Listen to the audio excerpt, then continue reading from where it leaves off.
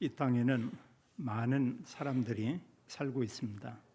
그 수많은 사람들이 있지만 가장 복된 사람은 어떤 사람이고 또 가장 복된 삶은 어떠한 삶인가 이런 생각을 해보게 됩니다.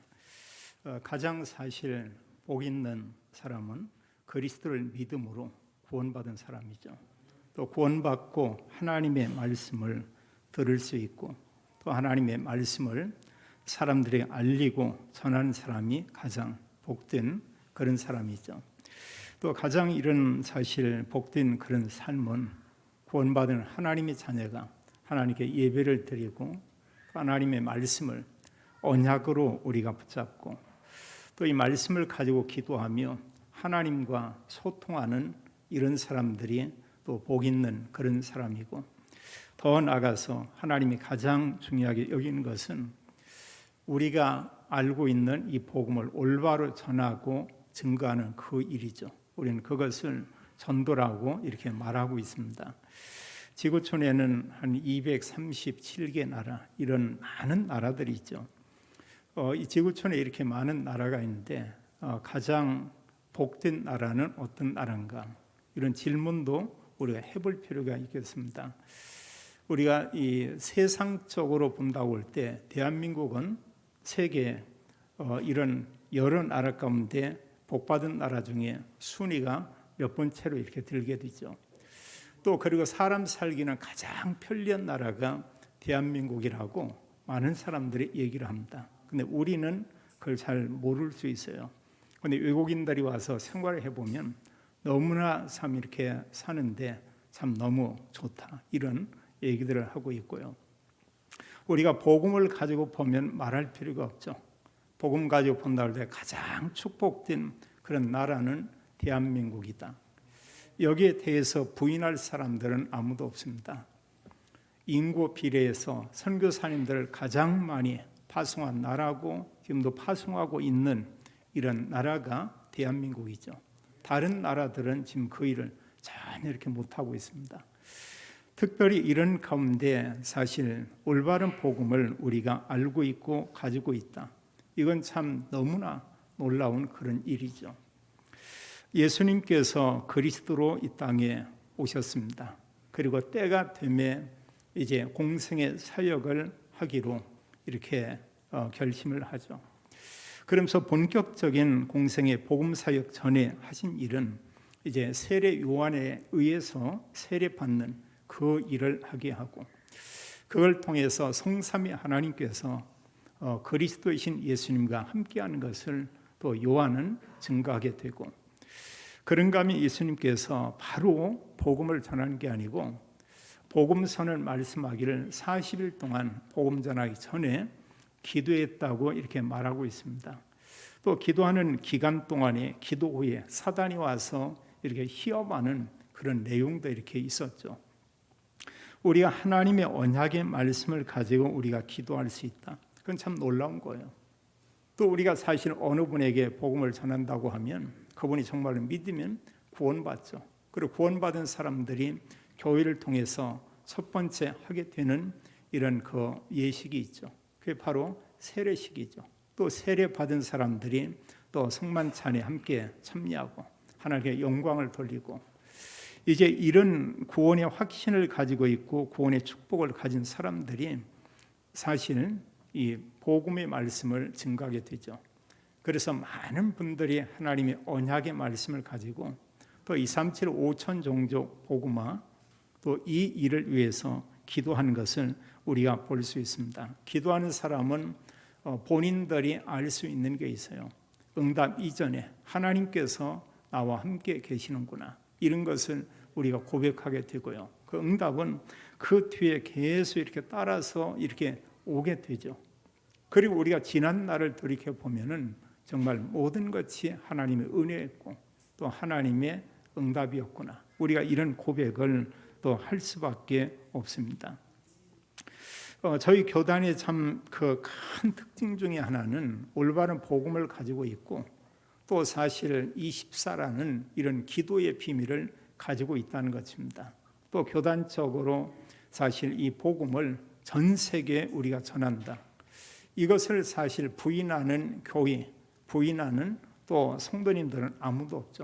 이런 내용을 가지고 우리가 지금 기도하고 있습니다. 정말 놀라운 그런 일이죠.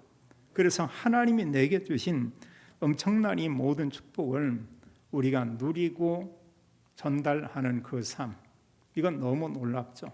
그래서 사실 하나님 역사는 언제 일어나냐?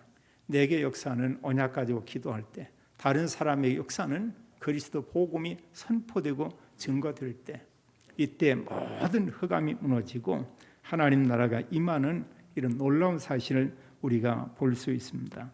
오늘 성경에 보게 되면 예수님께서 기도 이후에 이제 복음을 전했다 이렇게 말하고 있어요.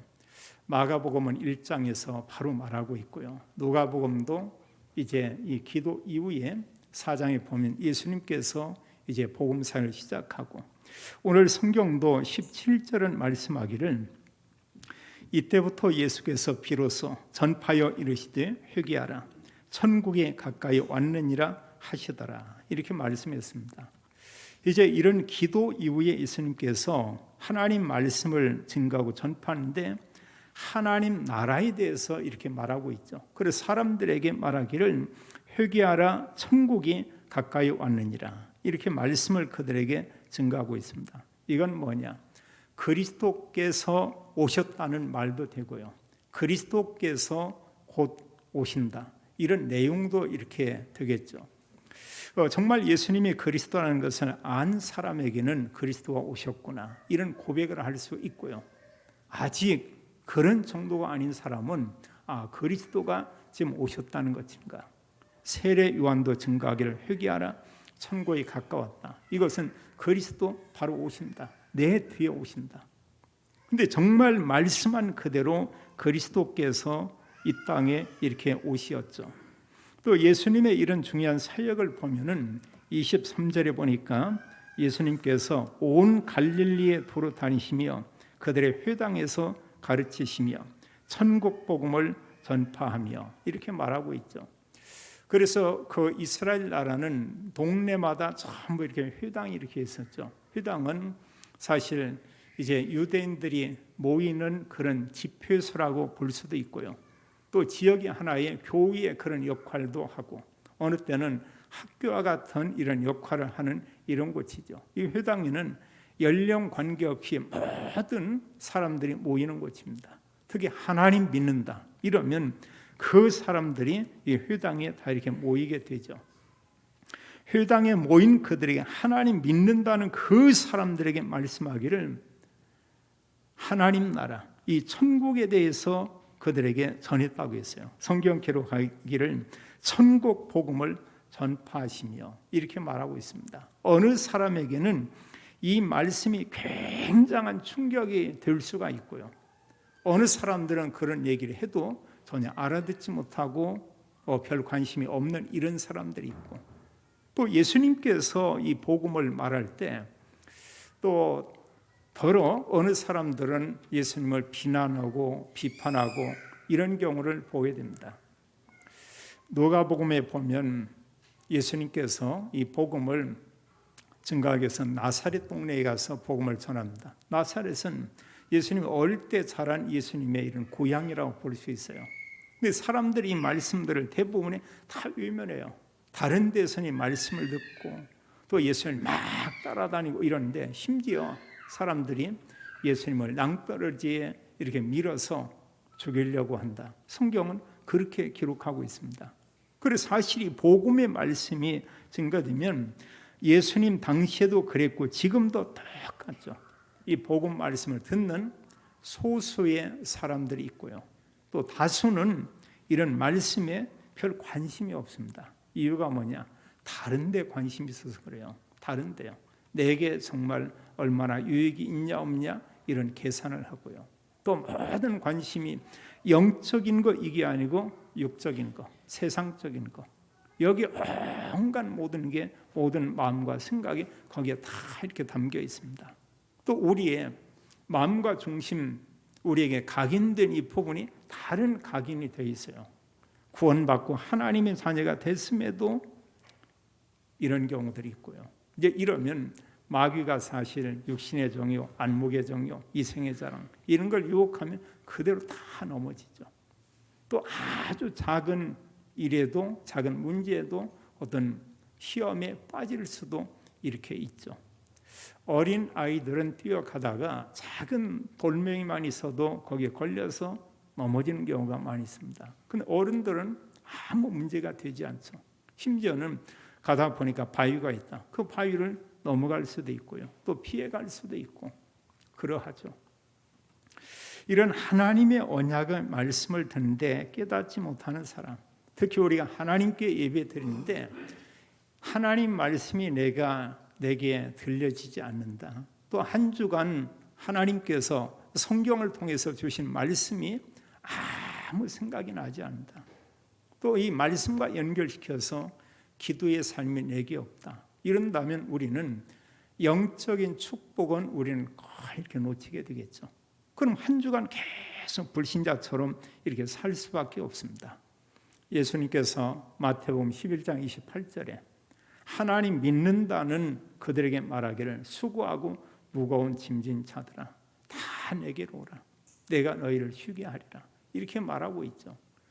불신자들 무거운 짐을 지고 있습니다. 구원받은 하나님의 자녀도 하나님 자녀 맞지만 무거운 짐을 가지고 있습니다. 주님께서 그거 그대로 가지고 주 앞에 나오라 이렇게 말하고 있어요. 또 성경 말하고 있죠. 내게 짐을 지고 있는데 그리스도 안에 있으면 그 짐이 무겁지 않다는 것입니다. 또 오히려 보면 그게 내게 축복이 될 수도 있다 이렇게 말씀하고 있죠. 그리고 우리가 사실 하나님 말씀을 깨닫지 못하고 나의 모든 관심 세상에 있다. 이런 사람을 우리가 복음서의 내용을 본다면 이들이 누구냐? 무리라고 이렇게 볼 수 있습니다. 예수님 가는 곳에 많은 무리들이 함께해요. 또 그런가 하면 예수님 정말로 말씀을 들을 때 아주 소수의 사람들이 그 말씀을 사모하고 말씀을 듣습니다. 그들을 가리켜서 성경은 제자다 이렇게 말하고 있죠. 우리가 하나님 말씀을 듣고 깨닫는다는 것은 참 놀라운 은혜입니다. 한 주간도 우리가 말씀 가지고 기도하고 사람들에 전달하는 이런 증인의 삶을 사는 모든 분들이 되기를 예수님의 이름으로 축원합니다. 또 예수님의 중요한 이런 사역 가운데 하나는 예수님께서 모든 병든 자들을 다 고쳤다 이렇게 말하고 있죠. 23절에 이렇게 보게 되면 예수님께서 모든 병든 자들 또 모든 약한 것 24절 말하기를 또 각종 병에 걸린 사람 또 병에 앓고 있는 사람 또 그런가 하면 귀신들인 자 간질한 자 중풍병자 영적인 병과 함께 육신의 이런 모든 병들을 다 이렇게 치유하고 고치셨다 이렇게 말씀하고 있죠. 자, 여기서도 우리가 볼 수 있지만 자, 귀신을 쫓아내고 또 그런가 하면 어떤 간질이다 중풍병이다 이런 걸 알고 보면 사실 그 영적인 병이고 불치병이라고 볼 수 있죠. 그 누구도 지금까지 이런 병든 자를 치료한 사람은 아무도 없습니다. 근데 예수님께 나오고 예수님께서 그들에게 명령하고 예수님 또 기도하고 이러면 이런 귀신들이 떠나고 모든 병들이 치유되죠. 이건 누가 할 수 있냐?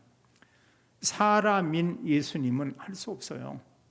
아담의 후손인 어느 사람 이름이 예수다. 그분은 이런 능력을 행할 수가 없죠. 이런 걸 통해서 그들에게 뭘 보이고 있냐? 그리스도 오신 것을 그들에게 알리는 것입니다. 이건 그리스도만 사실 할 수 있는 그런 일들이죠. 우리에게는 한계가 있습니다. 또 우리는 뭔가 하다가 낙심할 수도 있습니다. 그래서 우리가 고백하는 것은 우리는 사실 보면 절대 불가능. 우리가 이런 부분을 인정할 수밖에 없죠. 또 많은 사람들이 그냥 말씀도 아니고 하면 된다, 할 수 있다. 이게 기업에서도 그런 얘기를 하고 또 한때는 교회에서도 이런 단어들을 많이 썼어요. 긍정적인 사고방식 이런 부분들 긍정적인 게 나쁠 건 없지만 너무 그게 앞서면 중요한 걸 놓치는 경우 있죠. 그게 뭐냐? 성령의 인도를 받지 못하는 경우가 참 많고요. 말씀 사실 이런 부분을 놓치는 경우가 많이 있죠. 뭐냐면 뭔가 하면 된다. 그냥 어떤 구호처럼, 내 어떤 의지처럼 이제 이런 품으로 가르쳐서 우리가 신념이다 이런 얘기하죠. 그건 사실 보면 영적으로 사기당하는 것이죠. 그 속는 겁니다. 우리가 하나님의 언약의 말씀을 가지고 우리가 하나님의 인도를 받고 좀 더딘 것 같지만 이때 정말 하나님께서 나와 함께 있구나. 이 일에 대해서 하나님이 알고 하나님께서 지금도 이 모든 부분에 역사하고 있구나. 우리가 이런 걸 알게 되죠.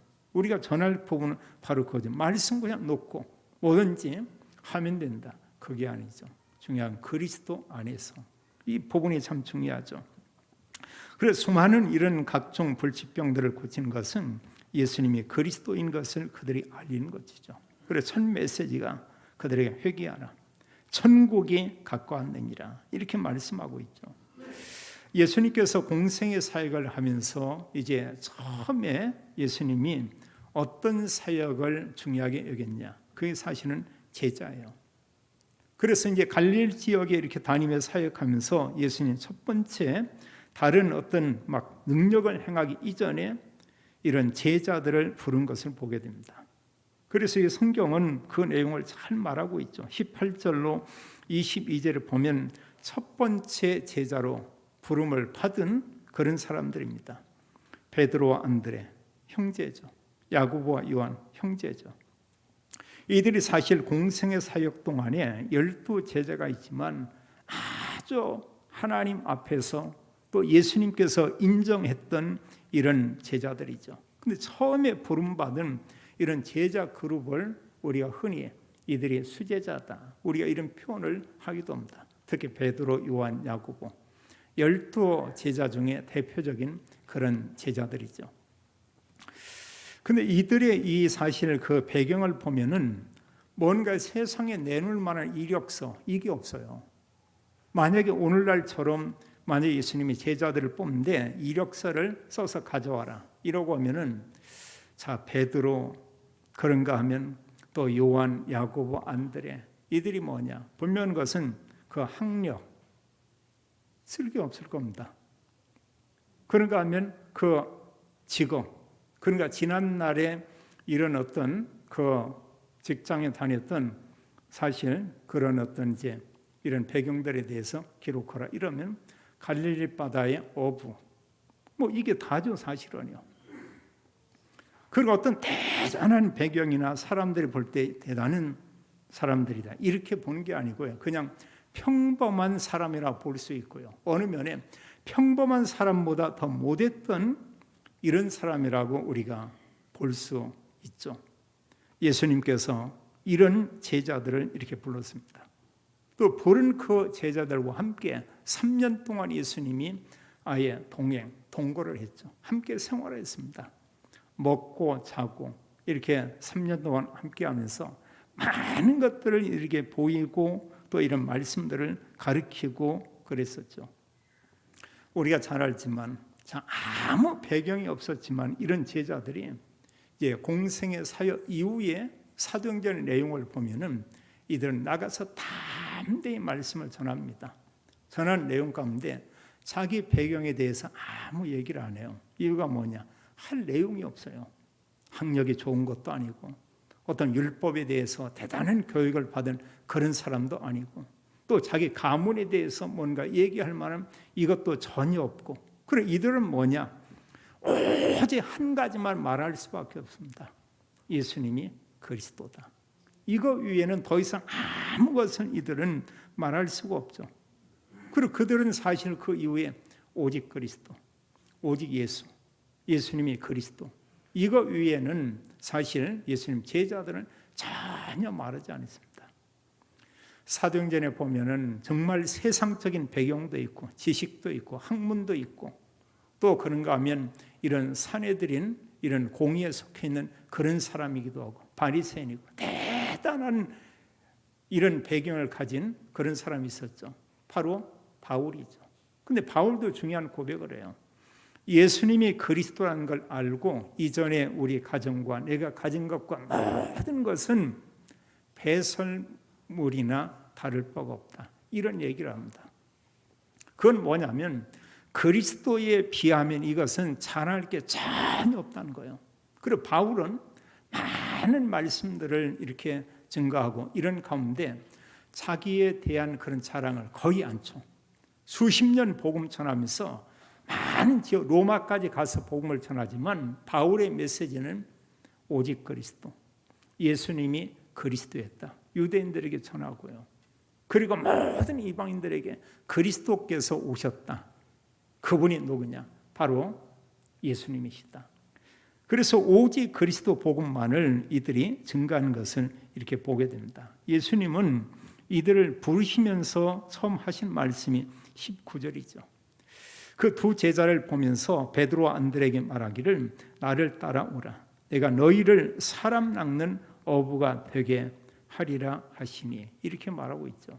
자, 이들은 지금 보면 어부입니다. 물고기 잡는 어부입니다. 근데 말하기를 사람 낚는 어부가 되게 하리라. 이건 뭡니까?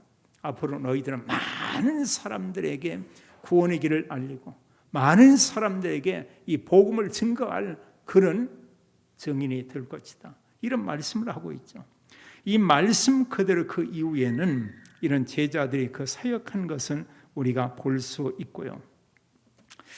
여기서 이런 그 제자들을 이렇게 부르시는데 이들이 보면은 부모님과 의논하겠습니다. 이런 얘기 않고요.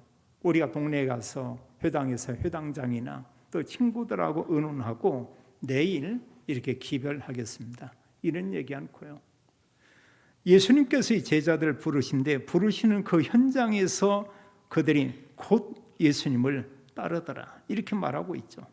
두 제자가 그물을 버려두고 예수님을 따랐다 말씀하고 있고 22절에 보면 야고보 요한은 이제 곧 배와 아버지를 버려두고 예수를 따르니라 이렇게 말씀하고 있어요. 그리고 자기의 사실 부모님 또 정든 이런 가족 그런 감 자기들이 평생 동안 지금까지 해왔던 이 생업을 이제 포기하고 예수님을 따르는 것입니다. 중요한 이런 결단이죠. 우리가 사실 모든 걸 버리고 복음만 전한다. 이런 건 아니지만 그러나 우리의 마음 가운데 이런 다짐들은 우리에게 있어야 되겠죠. 이들이 결국은 사실 3년 동안 예수님과 함께 동행하고 그 이후에 증인의 삶을 살게 되는 걸 우리가 보게 됩니다. 사도행전이 그 내용을 증거하고 있고 또 서신서에서 이런 제자들의 사역에 대한 그 내용들을 잘 말씀하고 있는 것을 우리가 볼 수 있습니다. 그럼 이런 말씀들을 우리가 보면서요, 하나님께서는 이제 이 시대에 하나님 지금도 그리스도의 제자들을 부르시고 있죠. 그럼 그 사람들이 누구냐? 먼저는 교회 안에 오해된 구원받은 사람이고요. 또 하나님께서는 그 모든 사람들이 그리스도 복음을 증거하는 증인의 삶을 살기를 원하고 있죠. 그래서 모든 구원 사역을 이루고 그리스도이신 예수님께서는 너희는 온 천하에 다니며 복음을 전파하라 이렇게 말하고 있고요. 또 말씀하기를 모든 민족으로 복음 전해서 제자 세우도록 하라. 또 너희는 땅 끝까지 이르러 내 증인이 되리라. 자, 이 말씀을 받은 사람들은 사실 12 제자뿐 아니고 그 당시에 구원받은 모든 그리스도인들이죠. 자, 예수님께서 공생의 사역을 하면서 예수님이 아주 중요하게 여긴 이런 일들이 있습니다. 많은 일들이 이렇게 있겠죠. 그런 가운데 예수님께서 가장 중요하게 여기는 것은 이 하나님 나라, 천국 복음을 전파하는 일, 이걸 가장 중요하게 여겼죠.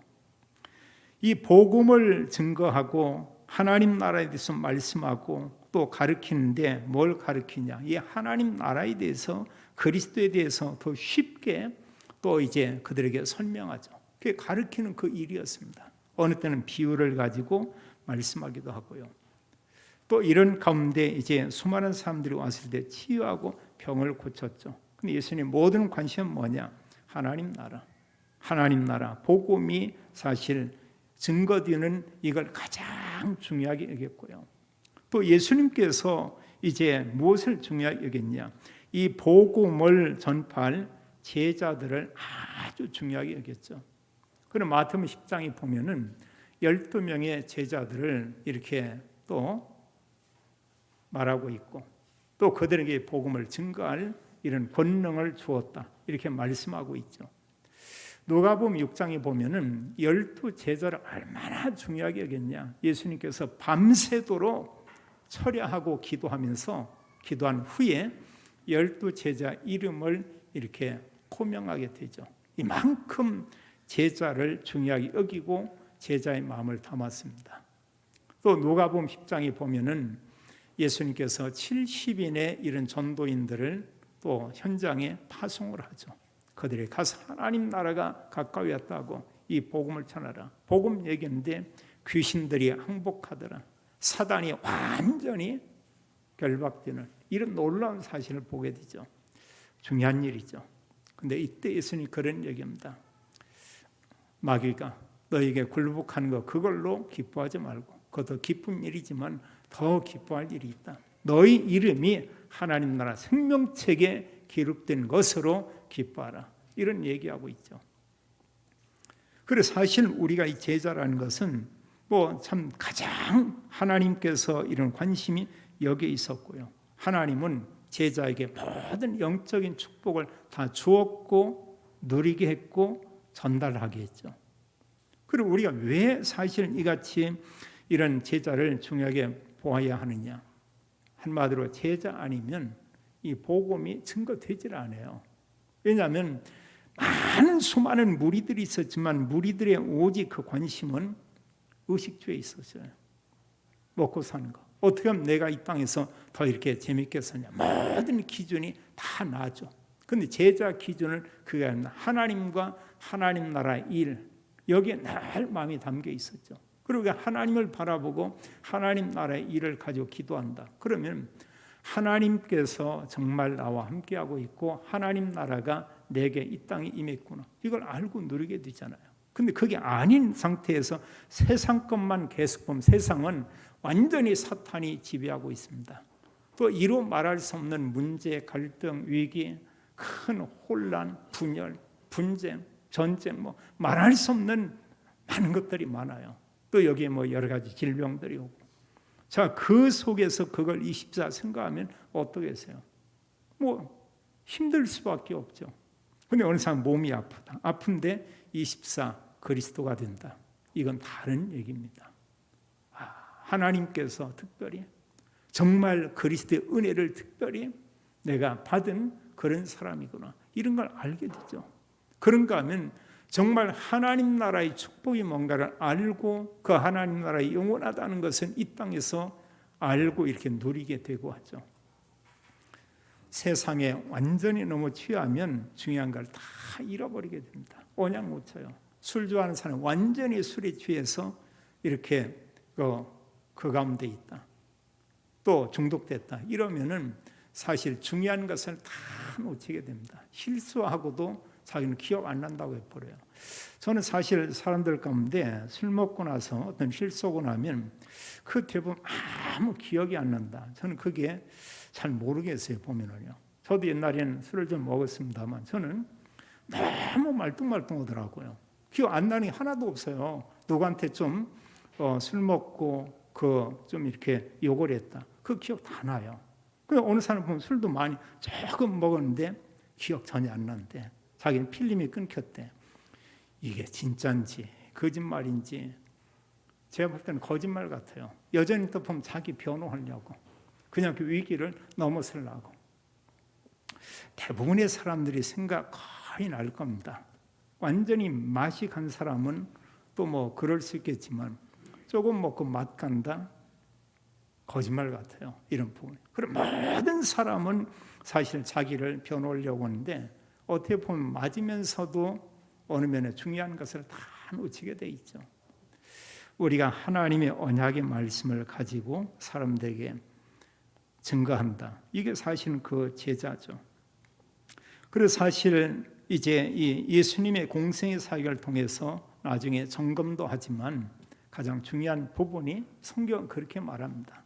복음서, 이 성경을 기록한 중요한 그 이유가 요한복음 20장 31절에 말씀했듯이 예수님이 그리스도다. 이걸 알리기 위해서 기록했다. 또 성경 말하기를 그리스도이신 예수님 믿는 자마다 생명, 영원한 생명을 얻게 된다. 이렇게 말하고 있습니다. 한마디로 그리스도이신 예수님 믿음으로 구원받는 것을 알리는 게 하나님의 말씀인 성경이다. 특히 복음서는 예수님 누구냐? 바로 그리스도다. 이걸 알리는 게 가장 중요한 이런 그 이유라고 이렇게 말하고 있죠. 그리고 예수님께 공생의 사역하면 2년 정도 사역하는 후에 묻는 질문이 그거잖아요. 세상 사람들이 인자를 누구라 하냐? 올바른 대답한 사람 한 사람도 없어요. 이유가 뭐냐? 온통 그들의 관심은 이런 세상 거에 있었습니다. 병 고치는 거 이런 데 있었습니다. 이런 언약의 말씀 사모하고 내가 정말 제자가 되는 거 이게 소중하다 이게 아니고 이들은 뭐냐? 그냥 내 중심으로 많은 걸 내가 가지면 되는 거예요. 누군가 나를 알아주면 그냥 되는 겁니다. 사실은 무리라고 이렇게 볼 수가 있죠. 하나님께서 우리에게 영원한 복음을 알게 했습니다. 하나님 우리에게 이런 천국 복음을 우리에게 깨닫게 했어요.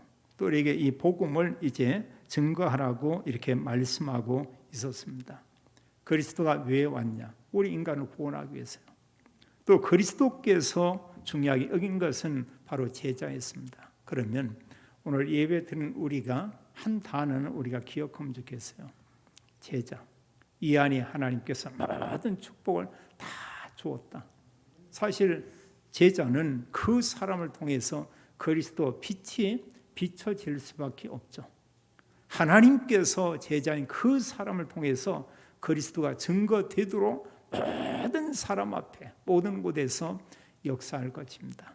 소망교회 모든 성도님들, 모든 렘넌트들은 오직 그리스도 언약 붙잡고 제자의 이런 가슴을 가지고 제자의 정체성을 가지고 우리가 정말 기도한 가운데 내가 만나는 모든 사람, 모든 현장에서 오직 그리스도, 이 복음을 증거하는 증인의 삶, 전도자의 삶을 살게 되기를 예수님의 이름으로 축원합니다.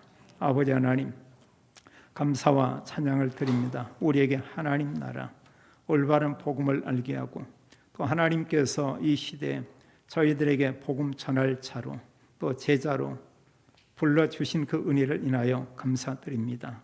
하나님 성경의 제자들처럼 오직 그리스도, 예수님만이 그리스도인 이 복음을 알고 누리고 복음으로 모든 사람에게 모든 현장에서 답을 주는 증인의 삶을 살기 원합니다.